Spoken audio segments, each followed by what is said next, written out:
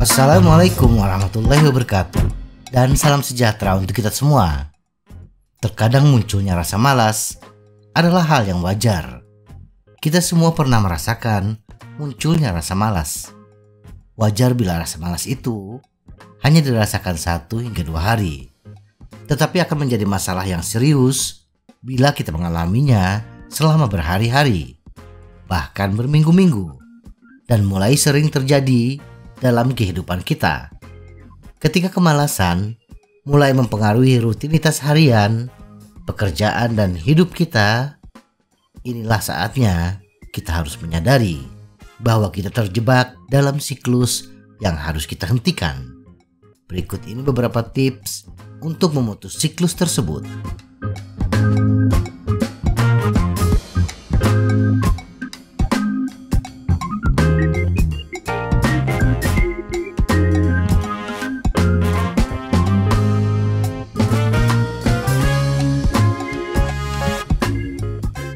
Satu, tetapkan tujuan yang realistis.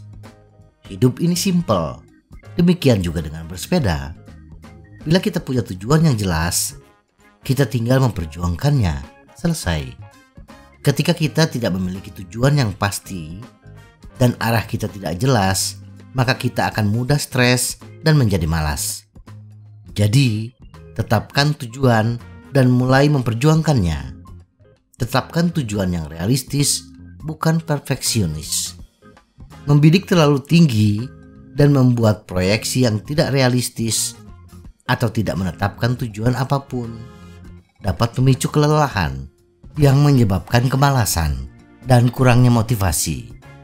Jadi, rencanakan apa yang ingin kita capai, kemudian bagi menjadi beberapa bagian dan putuskan apa yang akan kita lakukan untuk mencapainya setiap bulan atau setiap minggu. 2. Buat daftar tugas kita. Setelah menentukan tujuan jangka panjang kita, penting untuk memecahnya menjadi tujuan yang lebih kecil. Saat membagi tugas besar menjadi langkah-langkah yang lebih kecil dan terdefinisi, akan lebih mudah untuk menyelesaikannya satu persatu. Dengan demikian, kita tidak akan kehilangan fokus atau kesulitan mengikuti tujuan jangka panjang kita. Ketika kita dapat dengan jelas melihat berapa banyak waktu yang kita miliki untuk hari ini dan sisa tugas yang kita miliki dalam daftar, wajar untuk meningkatkan kecepatan. Ketika kita mempercepat, kita akan mengeluarkan motivasi batin kita, sehingga sangat mengurangi kemalasan. Inilah bagaimana membuat to-do list dapat memutus siklus kemalasan dalam hidup kita. 3. Pisahkan tugas dan atur notifikasi. Setelah kita merencanakan agenda kita untuk bulan tertentu, langkah berikutnya adalah menjalankannya. Membuat notifikasi di kalender smartphone kita untuk setiap tugas juga dapat membantu kita mengatasi kemalasan. Setiap kali notifikasi berbunyi, tetapi kita tidak bisa menjalankannya, maka akan muncul rasa bersalah dalam diri kita. Dan ini akan menimbulkan tekad dalam diri untuk membayar apa yang belum kita lakukan. Alhasil, meski membutuhkan waktu sedikit lebih lama, kita menyelesaikan tugas yang ada dalam waktu sesingkat mungkin. Selain itu, menetapkan batas waktu untuk setiap tugas membuat kita lebih produktif dan membantu kita tetap di atas beban kerja. Dengan cara ini, kita dapat mengevaluasi kinerja kita secara teratur dan membandingkannya untuk menjaga fokus kita. Saat kita kehilangan jejak, notifikasi secara otomatis akan membantu kita mendapatkannya kembali. Selain itu, jika kita menyelesaikan pekerjaan sebelum notifikasi berbunyi, kita dapat beristirahat sejenak untuk sedikit memanjakan diri. 4. Periksa catatan kita. Memeriksa kemajuan kita sangat penting untuk mencapai tujuan kita tepat waktu. Ini tidak hanya membuat kita teratur, tetapi juga meningkatkan motivasi kita, mengenali upaya kita dan melihat kita telah mencapai tujuan kita. akan memicu rasa percaya diri kita, mendorong kita untuk berbuat lebih banyak. Selain itu, saat kita kurang kecepatan, ini berfungsi sebagai pengingat untuk mempercepat. Dalam kedua kasus tersebut, melacak kemajuan bermanfaat. Cara terbaik untuk memeriksa kemajuan kita adalah membuat daftar periksa, memeriksanya secara teratur dan menandai tugas sebagai selesai saat kita selesai.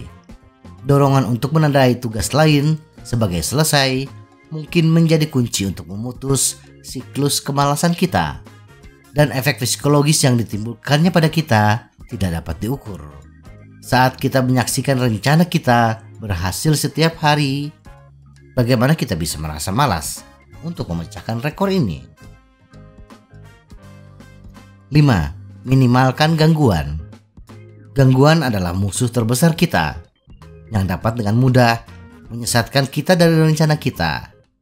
Ketika kita kehilangan fokus, tugas-tugas mulai menumpuk, dan ini membuat kita merasa frustasi dan kehilangan motivasi dalam diri kita. Akibatnya, kita jatuh ke dalam jurang kemalasan. Terlewat mengerjakan sesuatu adalah hal yang biasa dan terjadi pada kita semua.